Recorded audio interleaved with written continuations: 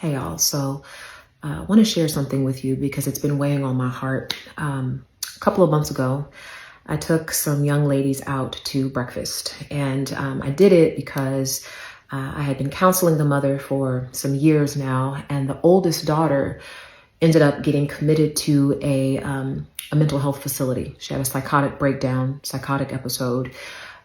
But after she got discharged, I really wanted to just spend some time with her, just figuring out what's going on with her. And I invited her younger sister to come along because she lives in the same household, and I wanted to check on her as well. And oldest girl's like 13, youngest sister's like, I don't know, 9 or 10.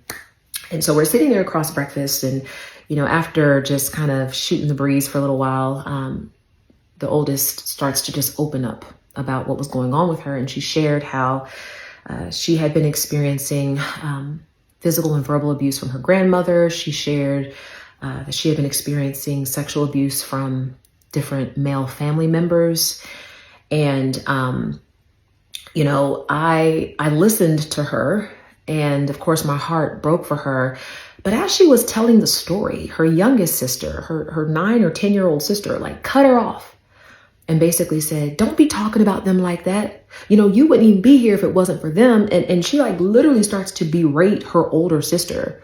And I watched as this 13-year-old girl climbed back into herself and shut down. I watched it happen.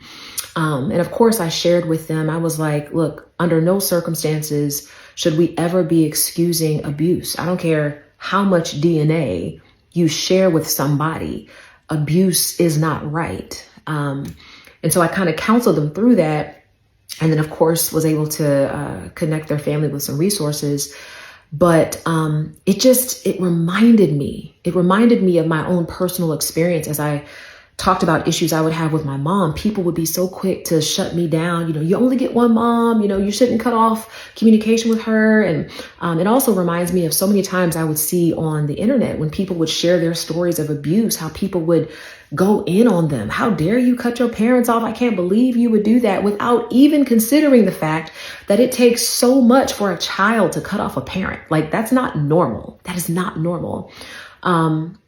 But I did want to say this: if you have found yourself in a situation where you've been dealing with abuse, I'm not even talking about dysfunction or quirky personalities, actual harm, you should never be shamed for that. Because here's the thing: the trauma that passes down to us, if we excuse it, if we permit it, it will simply pass through us to the next generation. We have to decide it ends with me.